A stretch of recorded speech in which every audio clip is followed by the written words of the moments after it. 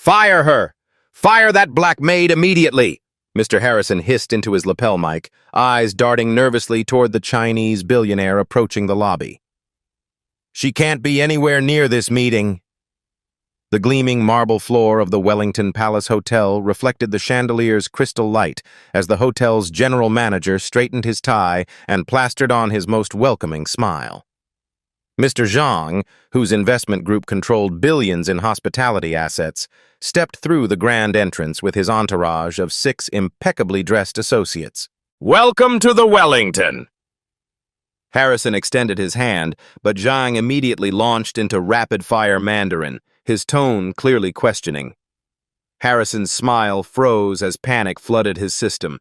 He frantically fumbled for his smartphone translation app, tapping desperately as sweat beaded on his forehead.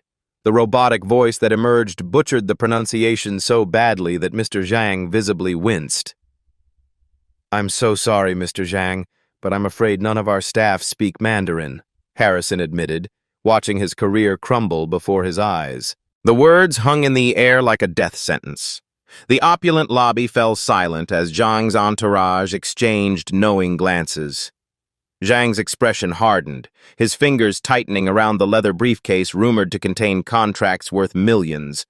Behind them, a black woman in a gray housekeeping uniform, the same maid Harrison had just ordered removed, quietly pushed her cleaning cart past the tense scene. Her eyes briefly met the billionaire's before looking away, her face revealing nothing. No one noticed her presence as the drama unfolded. No one could see the Harvard diploma and Beijing University master's degree hanging in her tiny apartment. And no one had any idea that in just a few hours, she would change everything. 3 hours earlier, the Wellington Palace Hotel had been a whirlwind of activity.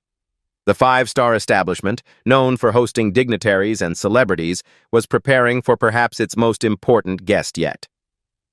"Mr. Zhang arrives at precisely 2 p.m., Harrison announced during the emergency staff meeting, pacing the employee break room with military precision. His investment group controls over 30 luxury properties worldwide, and he's considering adding the Wellington to his portfolio. He straightened his already impeccable tie. "This could mean international expansion for all of us." The department heads nodded eagerly. The head chef described the authentic Chinese delicacies being prepared. The maintenance supervisor confirmed the presidential suite's temperature was set to exactly 72 degrees. Mr. Zhang's preference according to his assistant's detailed instructions. The concierge had arranged VIP access to the city's most exclusive venues. "Remember," Harrison's voice dropped an octave, his eyes scanning each face. "Mr. Zhang's net worth exceeds the GDP of several small nations. One misstep, and we can kiss this opportunity goodbye." The front desk manager raised her hand tentatively. "Sir, I heard Mr. Zhang prefers conducting business in Mandarin. Should we arrange for a translator?" Harrison waved dismissively. "His assistant assured me Mr. Zhang speaks perfect English. Besides, we've updated our translation software on all hotel devices." He tapped his smartphone. Latest AI technology, practically human. As the meeting dispersed, Harrison stopped the head of housekeeping. "Emma, make sure your staff is invisible today. I want rooms maintained as if by magic. No guests should see your people working." Emma nodded. "Of course, sir. They know the drill." Outside the meeting room, the hotel transformed. Fresh flowers appeared in every corner. Staff practiced their most professional smiles. Security discreetly scanned the perimeter. The Wellington wasn't just a hotel today. It was a stage, and every employee an actor with a precisely defined role in an elaborately choreographed performance. At the center of it all stood Harrison, making minute adjustments to everything from the lobby's ambient music volume to the precise angle of the welcome banner. His 20-year rise from front desk clerk to general manager had been built on attention to such details. The Zhang meeting wasn't just about the hotel's future, it was about his own. The regional director had hinted that successfully securing this deal could mean a promotion to the corporate office. Harrison checked his watch. 1 hour until Zhang arrived. He straightened a slightly crooked painting and allowed himself a moment of satisfaction. Everything was perfect. Everything was under control.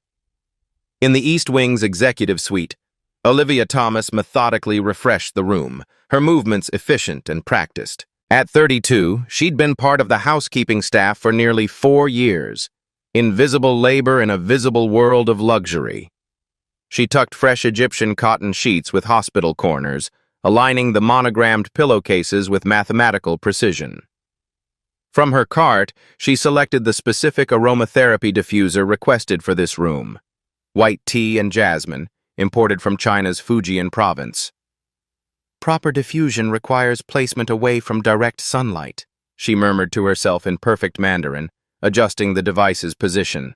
Her fingers briefly brushed against a book in her work bag, dog-eared pages of advanced international trade theory peeking out beside a well-worn Mandarin English dictionary.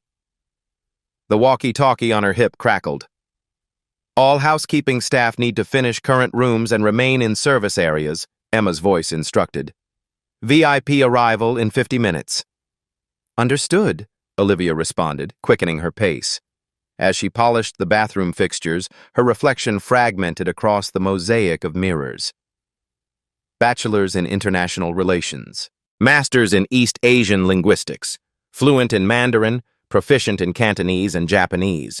All leading to pushing a housekeeping cart through America's luxury hotels. 4 years ago, she'd returned from studying abroad in Beijing with dreams of working in international business. 300 rejection letters later, her student loans demanded payment. The Wellington had been hiring. Temporary, she'd told herself. Yet here she remained. She'd watched countless business meetings from the periphery, silently correcting mistranslations in her head while emptying wastebaskets. She'd overheard negotiations where millions changed hands while she earned minimum wage plus tips. The irony wasn't lost on her. In a globalized economy desperate for cultural bridges, her skills remained hidden behind a uniform that rendered her functionally invisible. As Olivia finished the suite, she glanced at her watch. Still time to review the Chinese economic journal she'd been reading during breaks. She pulled it from her bag as her phone buzzed with a notification from her student loan servicer. Payment past due. She sighed, tucking the journal away. Another day, another room, another chance to practice skills no one knew she possessed. She pushed her cart into the hallway, nodding politely as executives rushed past without seeing her. Just another invisible person in a building full of very important ones. At exactly 2:00 p.m., a fleet of black Mercedes SUVs pulled up to the Wellington's circular driveway. The doorman snapped to attention as the security team emerged first, scanning the entrance with practiced efficiency. Harrison stood at the front, surrounded by his executive team, all wearing their most welcoming smiles. The hotel lobby had been cleared of other guests, a testament to the importance of this arrival. When Mr. Zhang stepped from the second vehicle, the air seemed to electrify. Despite being in his 60s, he moved with the confidence of a much younger man. His charcoal suit was clearly bespoke, his red tie a splash of calculated power against the monochrome palette. Behind him followed 6 associates, each carrying identical leather portfolios. "Welcome to the Wellington Palace Hotel, Mr. Zhang." Harrison stepped forward with an extended hand. "We're honored by your presence." Zhang offered a curt nod and a brief handshake. Then, turning to his associates, he began speaking rapidly in Mandarin. The musical tones of the language filled the lobby as his team nodded and responded in kind. Harrison maintained his smile while panic flickered in his eyes. The conversation was clearly more extensive than simple pleasantries. He glanced at his smartphone, ready to deploy the translation app if necessary. One of Zhang's associates, a younger woman with sharp eyes, noticed Harrison's discomfort and spoke in accented English. "Mr. Zhang is expressing his initial impressions of your establishment. He appreciates the architecture." "Wonderful!" Harrison brightened. "Please let him know we've prepared the presidential suite according to his preferences, and our chef has created a special menu incorporating authentic Chinese cuisine." As the entourage moved toward the elevators, staff members appeared from seemingly nowhere to handle the luggage. In the background, Olivia pushed her cart along the perimeter of the lobby, keeping to the shadows as instructed. Her eyes followed the group, her ears picking up every word of the Mandarin conversation, including Mr. Zhang's actual comment. The decor is acceptable, but I'm concerned about their understanding of our needs. An hour later, Harrison led Mr. Zhang and his team on a tour of the hotel's premium facilities. They moved through the spa with its imported Japanese soaking tubs, past the Michelin-starred restaurant where the chef presented sample appetizers, and into the grand ballroom where Harrison enthusiastically described how it could be transformed for international conferences. Throughout the tour, Zhang spoke primarily to his team in Mandarin. His associate, introduced as Ms. Lin, provided occasional translations, but Harrison sensed he was missing critical information. Zhang's expressions remained unreadable. His questions filtered through layers of translation that seemed to dilute their meaning. As they entered the hotel's executive conference room for the formal presentation, Harrison felt sweat beading at his collar. The stakes were too high for miscommunication. Our presentation today outlines the investment opportunity, Harrison began as his team distributed leather-bound portfolios. We've included market analysis, revenue projections, and proposed expansion plans, Ms. Lin translated. But Zhang's attention had already shifted. He was asking something to his associates, gesturing toward the windows overlooking the city skyline. Mr. Zhang is inquiring about the local business district, Ms. Lin explained. Specifically, he wants to know about zoning regulations affecting hotel properties and how they compare to regulations in Shanghai. Harrison blinked, unprepared for such a specific question. Well, that's an excellent question. Perhaps I could have our legal team prepare a detailed response. Zhang interrupted with a longer question, his tone more insistent. Ms. Lin hesitated. He's asking about recent changes to foreign investment tax structures in this region, particularly how they affect hospitality holdings integrated with retail developments. The room temperature seemed to rise 10 degrees. Harrison's carefully planned presentation was derailing into territory he hadn't prepared for. He reached for his smartphone. Let me make sure I understand the question correctly, he said, opening his translation app and speaking into it. Could Mr. Zhang repeat his concerns about tax structures? Zhang spoke directly into the phone. The app processed for a moment, then produced something about chicken tax and hotel mooncake. The absurdity of the translation hung in the air. One of Zhang's associates stifled a laugh. Zhang's expression darkened. Harrison tried again, speaking more slowly into the device. This time, the translation came back as, Foreign money tree law, change question important now. Zhang set down his portfolio and said something sharp to Ms. Lin. She looked uncomfortable as she translated. Mr. Zhang wonders if you're properly prepared for this meeting. He says these are basic questions any hotel seeking international investment should anticipate. The presentation hadn't even properly begun, and already Harrison could feel the opportunity slipping away. He glanced desperately at his executive team, who looked back with equal helplessness. In the hallway outside, Olivia moved silently with her cleaning cart, catching fragments of the conversation through the partially open door. She winced at both the mangled translations and the increasing tension in the room. Harrison's heart hammered against his ribs as he fought to maintain his professional composure. 20 years of career building, hundreds of successful negotiations, and countless high-profile clients, none of it had prepared him for this unraveling moment. Perhaps we should take a brief recess, he suggested, his voice pitched slightly higher than normal. I can have our financial team join us to address these specific questions. As Ms. Lin translated, Zhang checked his platinum watch and exchanged a glance with his associates. The silent communication was clear. Their time was valuable, and it was being wasted. In that moment, Harrison's career flashed before his eyes. Not just the prestigious Wellington position, but the promised corporate promotion that would finally validate decades of sacrifices. The missed birthdays, the dissolved marriage, the postponed dreams, all justified by the steady climb up the hospitality ladder that now seemed to be collapsing beneath him. He loosened his collar discreetly, feeling a trickle of sweat run down his spine. The regional director would hear about this failure within hours. Competitors would circle like sharks at the first scent of blood. His reputation for flawless execution would be replaced by whispers of the Zhang disaster.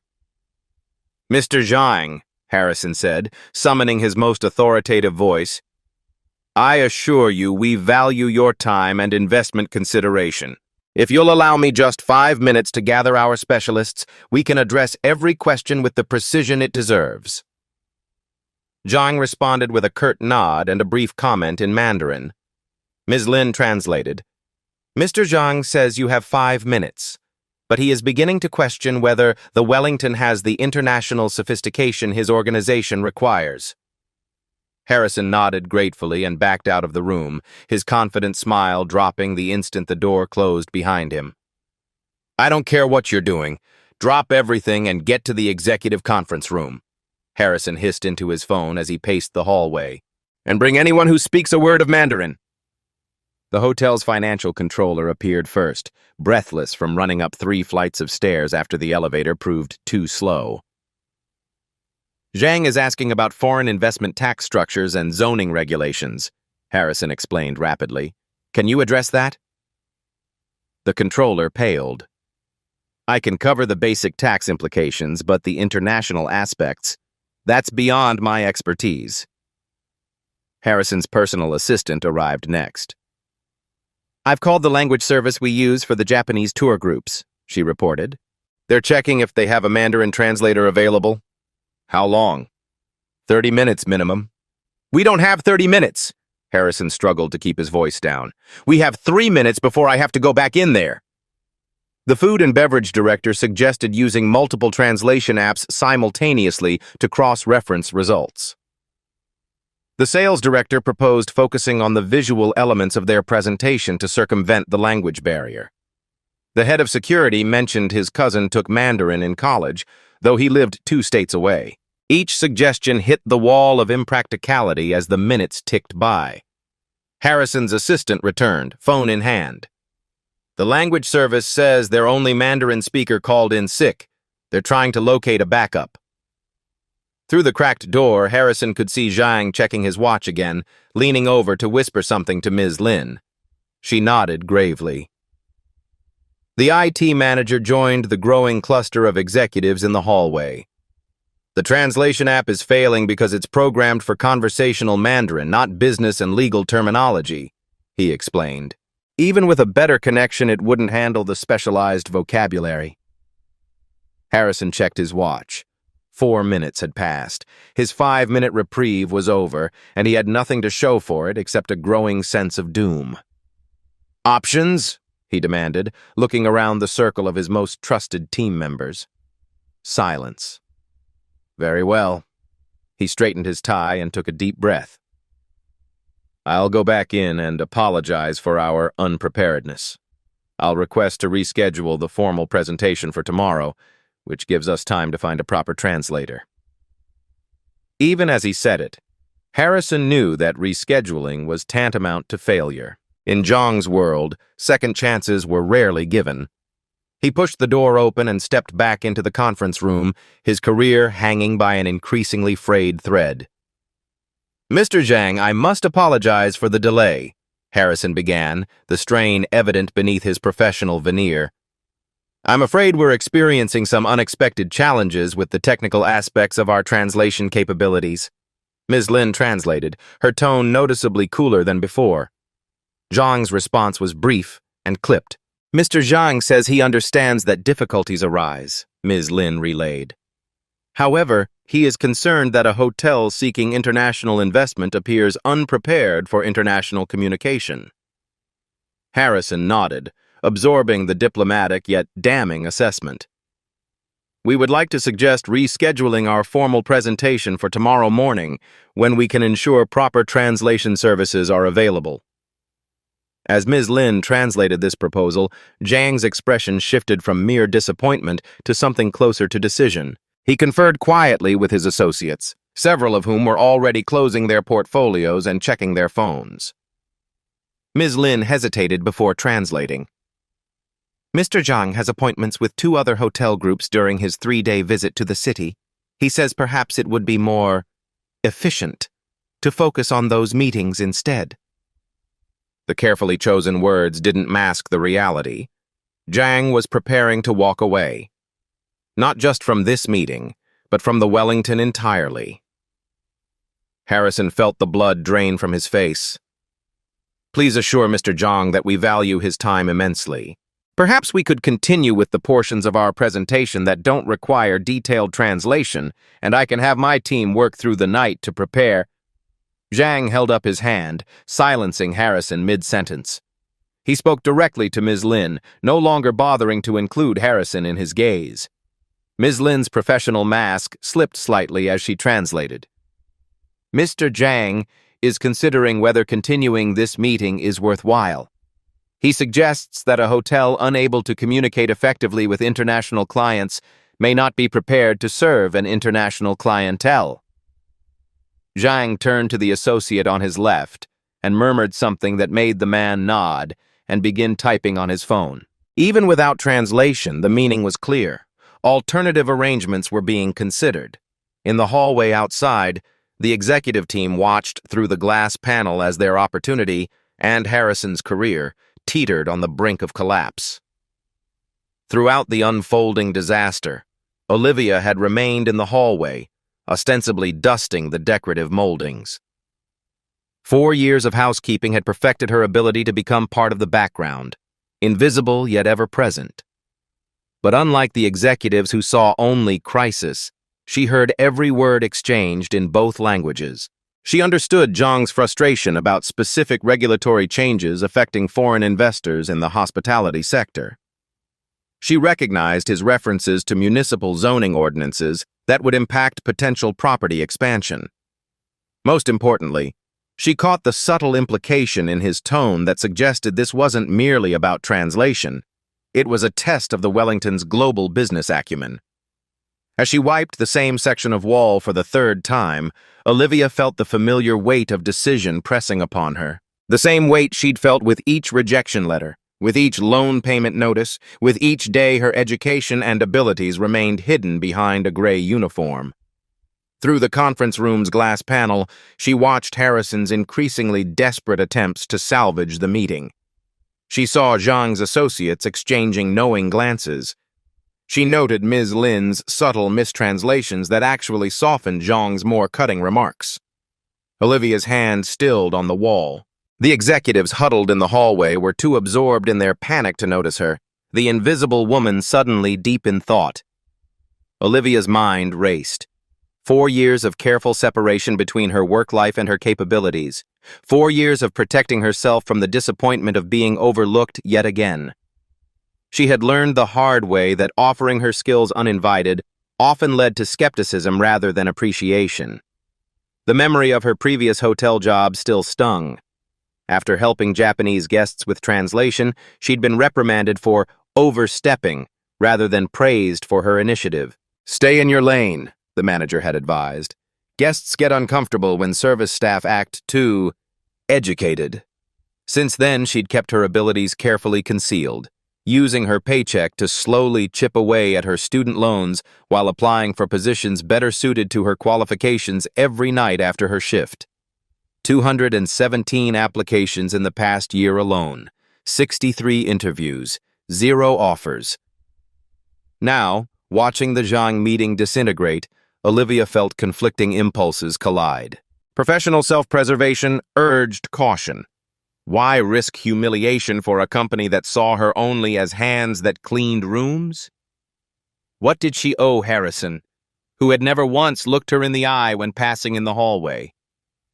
Yet something deeper pulled against these practical concerns.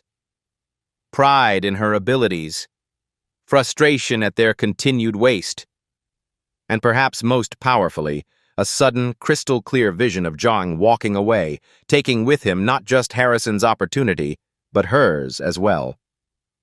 If the Wellington secured Zhang's investment, expansion would follow. New positions would open, international connections would form. For the first time in years, Olivia felt the stirring of genuine possibility. Her hand moved to her employee badge, the small plastic rectangle that identified her only as housekeeping staff. The moment of decision had arrived. Olivia removed her cleaning gloves and tucked them into her apron pocket. She smoothed back a strand of hair that had escaped her practical bun and straightened her shoulders. 4 years of invisibility were about to end. Inside the conference room, Zhang was already gathering his materials. Harrison's face had taken on the waxy pallor of a man watching his career evaporate before his eyes. "Mr. Zhang," Ms. Lin was saying, "perhaps we should consider our afternoon appointment at—" "Excuse me?" Olivia's voice cut through the tension as she stepped into the doorway. Every head turned, expressions ranging from confusion to irritation at the interruption. Harrison recovered first. "Not now," he said sharply, making a dismissive gesture. "We're in the middle of an important meeting." Olivia ignored him, focusing instead on Zhang. She took a deep breath and spoke in perfect, academically precise Mandarin. "Respected Mr. Zhang, I couldn't help but overhear your questions about the recent amendments to foreign investment regulations. Perhaps I might offer some assistance with translation." The room froze. Zhang's eyebrows shot up in genuine surprise, the first unguarded expression he'd shown since arriving. Ms. Lin's mouth opened slightly. The associates exchanged glances of confusion. Harrison stared at Olivia as if she'd suddenly materialized from another dimension. What are you doing?" he stammered. Zhang recovered quickly, studying Olivia with new interest. He responded in rapid Mandarin, deliberately using complex financial terminology and regional dialect variations, testing her. "Your Mandarin is exceptional," he said. "Perhaps you can explain how the city's new vertical zoning allowances might affect a mixed-use development incorporating both hotel and retail spaces?" Without hesitation, Olivia responded with a detailed explanation of the recent zoning changes, citing the specific municipal codes and comparing them to similar regulations in major Chinese cities. As she spoke, the atmosphere in the room transformed. Zhang's associates straightened in their chairs, several taking notes. Ms. Lin watched with professional assessment, her expression a mixture of surprise and respect. Harrison's shock gave way to confusion, then to the dawning realization of unexpected salvation. His eyes darted between Olivia and Zhang, tracking the animated conversation he couldn't understand but could clearly see was going well. "If you don't mind my asking," Zhang said, gesturing to Olivia's housekeeping uniform, "how does someone with your linguistic abilities and knowledge of international business regulations come to be working in this capacity?" Before Olivia could answer, Harrison stepped forward, his composure partially recovered. "I believe we should continue this conversation properly," he said, pulling out a chair at the conference table. "Please, join us." "I'm sorry, your name is—" "Olivia," she said simply. "Olivia Thomas." Harrison's smile didn't reach his eyes as he guided Olivia to a seat at the conference table. "Ms. Thomas will assist with translation while we locate our professional interpreter," he explained to the room, his tone suggesting this was a temporary measure, a band-aid rather than a solution. Leaning close to Olivia, he whispered urgently, "What department are you with exactly?" "Housekeeping, sir," Olivia replied, maintaining her composure despite the tension crackling around her. Harrison's smile faltered. "Housekeeping," he repeated, as if the word itself were problematic. His eyes flicked nervously to Zhang, who was watching their exchange with interest. "And you speak Mandarin? How exactly?" "I studied at Beijing University," Olivia said. "I have a master's in East Asian linguistics and international business relations." The information hit Harrison like a physical blow. His whisper became more strained. "And you didn't think to mention this during the hiring process?" "It was on my resume," Olivia replied simply. Page 2, under educational background. Before Harrison could respond, Zhang addressed Olivia directly in Mandarin, asking about her thoughts on the hotel's positioning for Asian tourism markets. As Olivia began to answer, Harrison interrupted. "Perhaps we should stay focused on the investment presentation," he suggested, reclaiming control of the meeting. "Ms. Thomas can translate my points for Mr. Zhang, but let's maintain our agenda." He signaled to his assistant, who hurried forward with the presentation materials. Tell Mr. Zhang we'll proceed with our overview of the investment opportunity, he instructed Olivia, his tone making it clear she was to serve as a conduit, not a participant. Olivia translated Harrison's request, but Zhang waved it away, continuing his direct conversation with her about international market positioning. Harrison cleared his throat loudly. Ms. Thomas, please explain to Mr. Zhang that we have prepared an extensive presentation on exactly these topics, which I would be happy to walk him through. The underlying message was unmistakable. Return to your proper place. You are here to translate, not contribute. Olivia hesitated, caught between her momentary visibility and the habit of professional acquiescence that had sustained her employment for 4 years. The conference room had become a battlefield of unspoken power dynamics. Harrison stood at the head of the table, presentation remote in hand, his authority visibly challenged. Zhang remained seated, his attention fixed on Olivia rather than the presentation screen. The executive team hovered uncertainly near the walls, while Zhang's associates watched the unfolding situation with analytical interest. Olivia felt the weight of every gaze. This moment, this exact crystalline moment, would determine whether she stepped back into invisibility or finally claimed the professional recognition she'd spent years preparing for.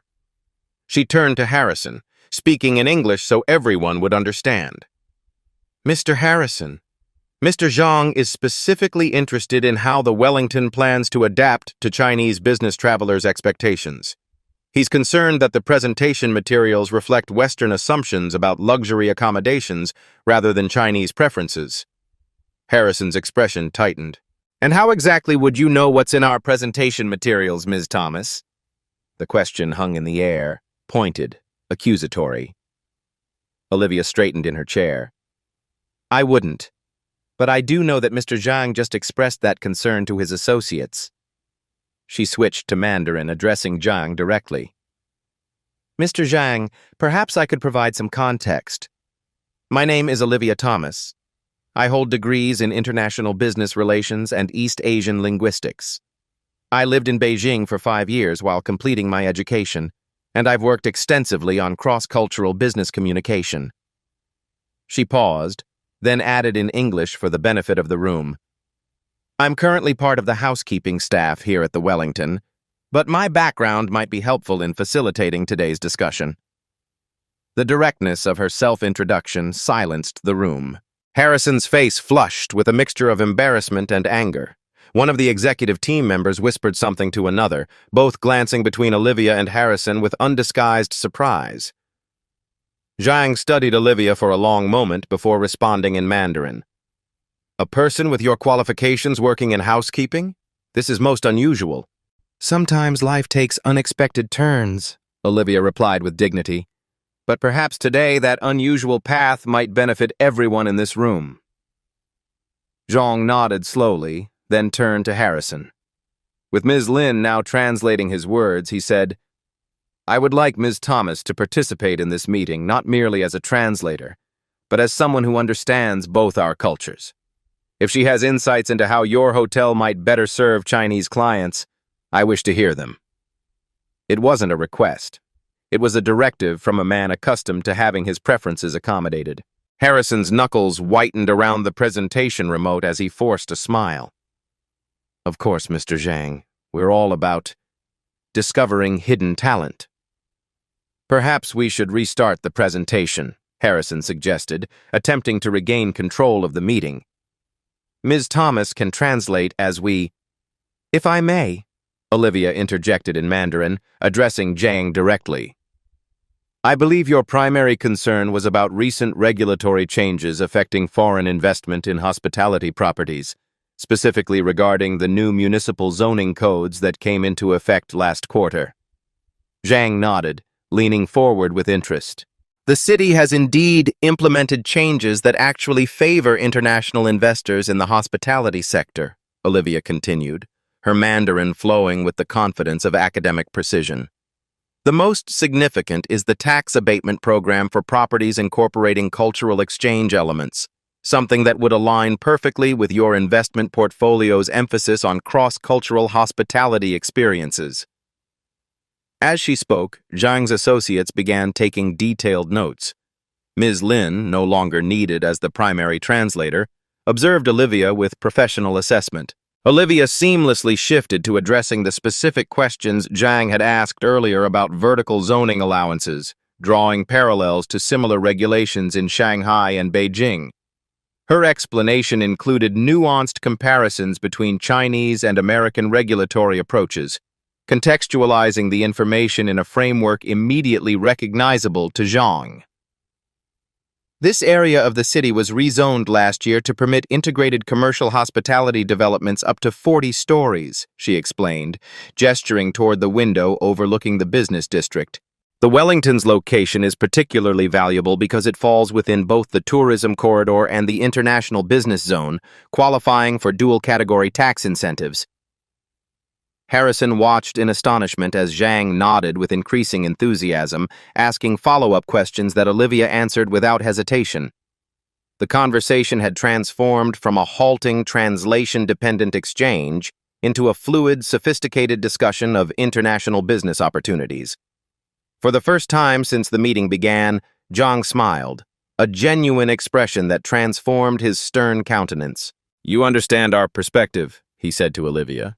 "This is refreshing. Most American businesses approach Chinese investors with assumptions that miss cultural nuances critical to successful partnerships." Harrison glanced at his executive team, silently communicating a clear message. Whatever was happening, it was working.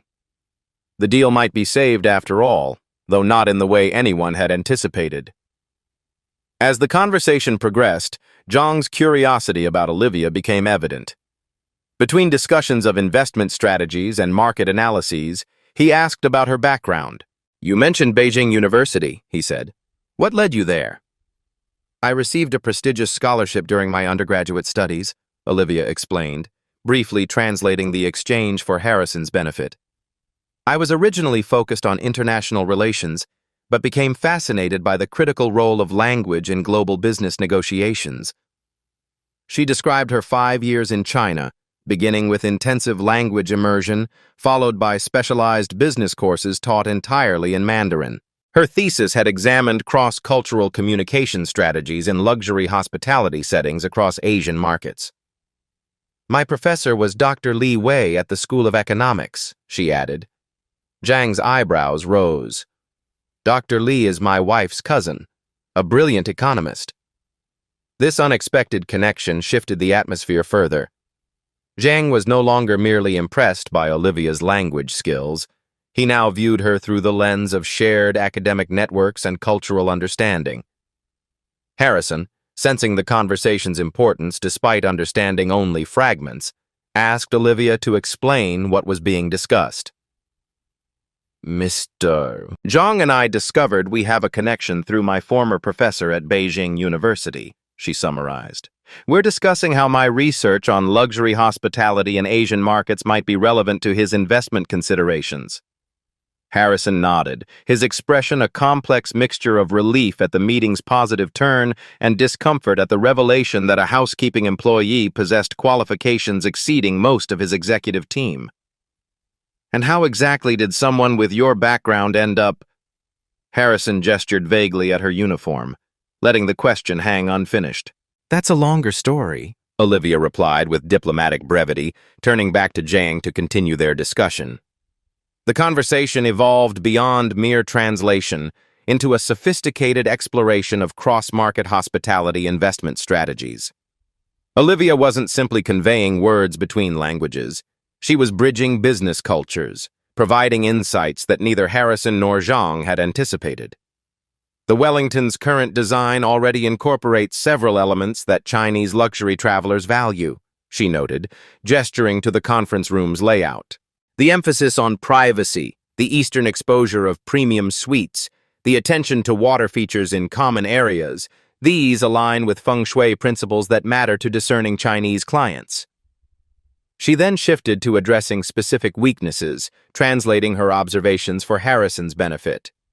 The hotel lacks dedicated tea service areas and has limited multi-generational accommodation options, which are critical for Chinese family travelers, she explained.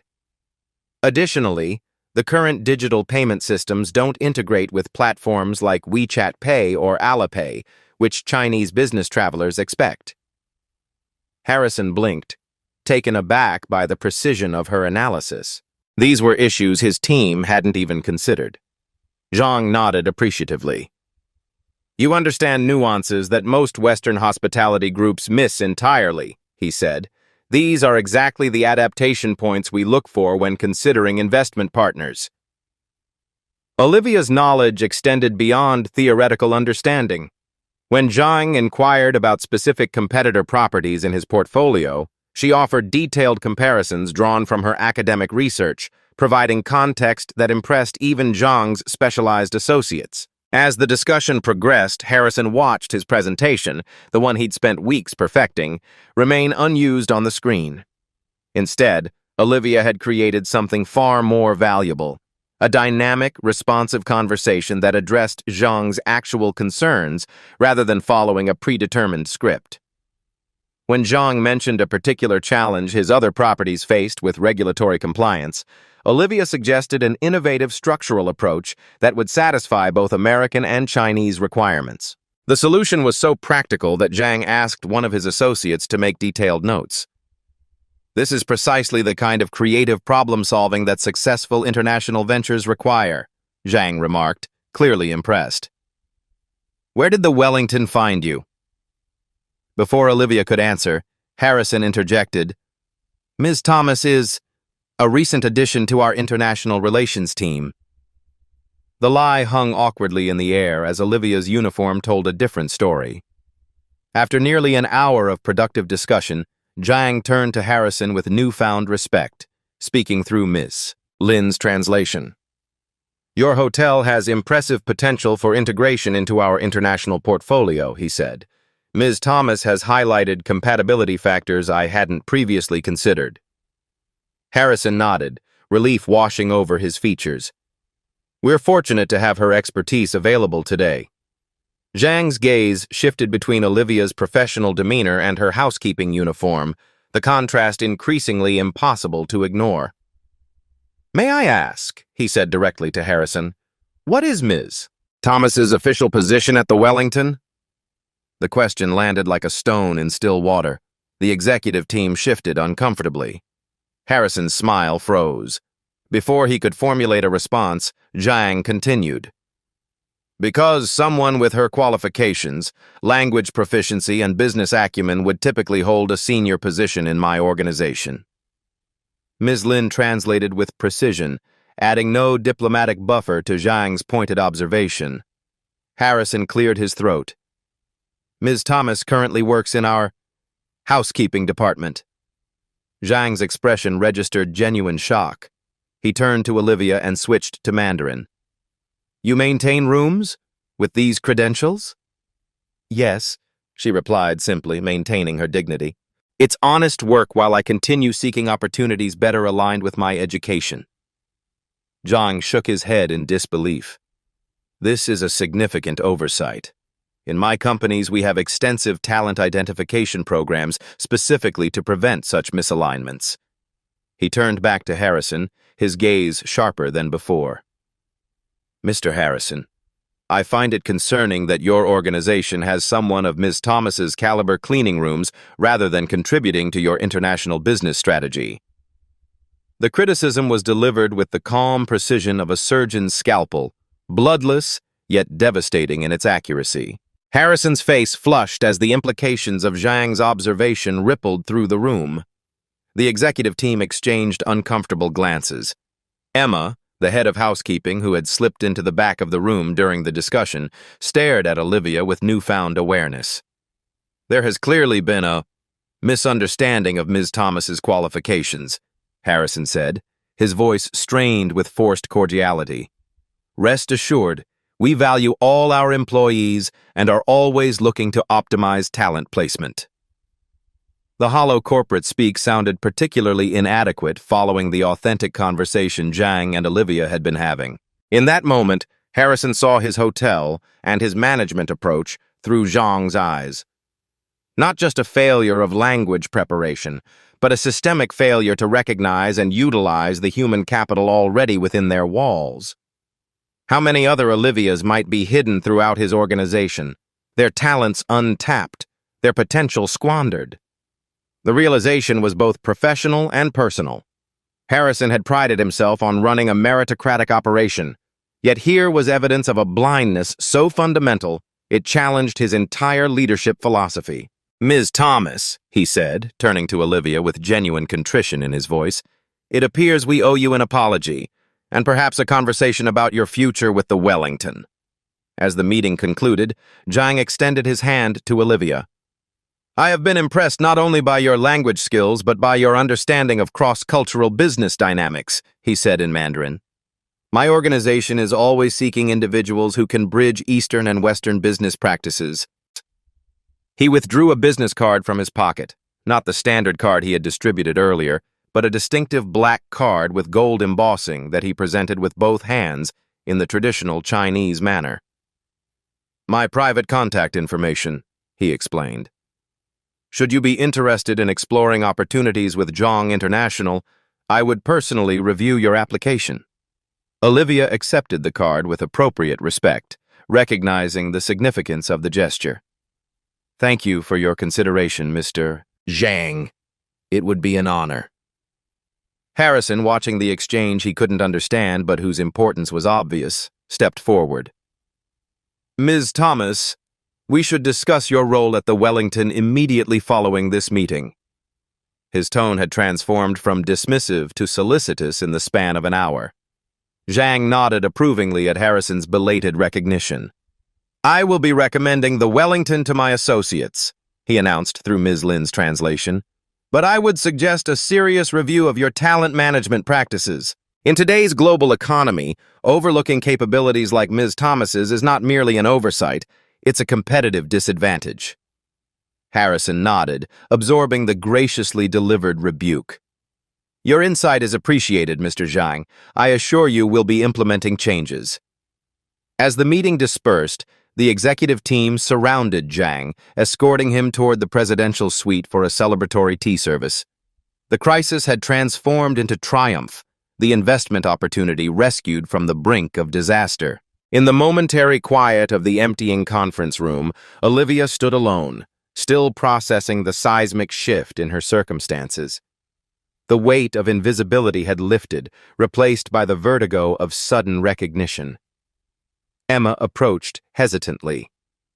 "I had no idea," she said, gesturing to the conference table where Olivia had demonstrated her capabilities.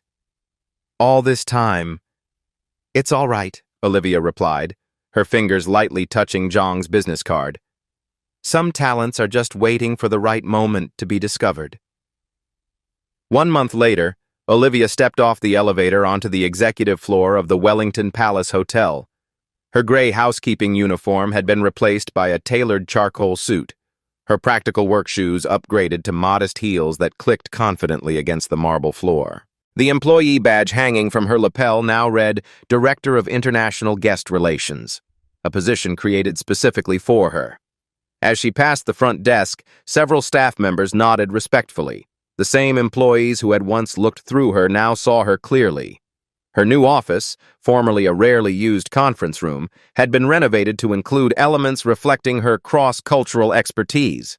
A traditional Chinese tea set shared space with modern technology. The bookshelf displayed linguistic reference texts alongside hospitality management volumes. On her desk sat 2 framed items: her master's degree from Beijing University, finally displayed professionally after years in storage, and a letter of intent from Zhang International confirming the Wellington as their newest portfolio property. Harrison had offered the position the same day as the Zhang meeting, along with a salary that finally allowed her to move her student loan status from delinquent to manageable. But more valuable than the compensation was the opportunity to fully utilize her skills and education for the first time since returning from China. Her invisibility had ended. Her real work had begun. In the hotel's main conference room, Olivia stood before 30 staff members from various departments: housekeeping, maintenance, food service, front desk, and concierge. Each wore their standard uniform, but today they weren't here to clean or serve. They were here to be seen. Welcome to the first session of the Wellington's Hidden Talents Initiative, Olivia began. Each of you was invited because you indicated on our survey that you possess skills, education, or language abilities not currently utilized in your position. On the screen behind her, a simple mission statement appeared, recognizing the whole person behind every position. 1 month ago, I was pushing a housekeeping cart outside this very room, she continued. Today, I'm helping restructure our guest services to better serve international clients. This transformation wasn't because I suddenly gained new abilities. It was because circumstances finally made my existing abilities visible. She clicked to the next slide, showing statistics from their staff survey. 40% spoke at least one language besides English. 65% held degrees or certifications unrelated to their current positions. 78% possessed specialized skills they never used at work. This isn't just about language skills, Olivia emphasized. It's about recognizing that every person who works here brings their whole self to the Wellington, not just the parts we see in their job descriptions. Harrison, standing at the back of the room, nodded approvingly. The initiative had been his idea, a systematic approach to prevent future Olivia situations, as the executive team now called them. Today, Olivia continued, we'll begin creating professional development pathways that align your hidden talents with the hotel's needs. Because excellence in service begins with recognizing excellence in our own people. The evening sun cast long shadows across the Wellington's grand lobby as Olivia completed her final task of the day, welcoming a delegation of business travelers from Shanghai. Her Mandarin flowed effortlessly as she explained the hotel's amenities, including their new Chinese tea service and WeChat payment integration. As the guests proceeded to the elevator, she noticed a young man in a maintenance uniform carefully adjusting a lighting fixture. She had seen him at the Hidden Talents session earlier, an engineering student working part-time while completing his degree. Their eyes met briefly, a moment of recognition between two people who understood what it meant to be more than their uniforms suggested. In her month as director, Olivia had already identified 17 employees with valuable untapped abilities. 3 had been promoted, 5 had received additional compensation for utilizing their language skills, and all had experienced the fundamental dignity of being fully seen. The true value of a person, like a precious stone, isn't diminished by being temporarily overlooked.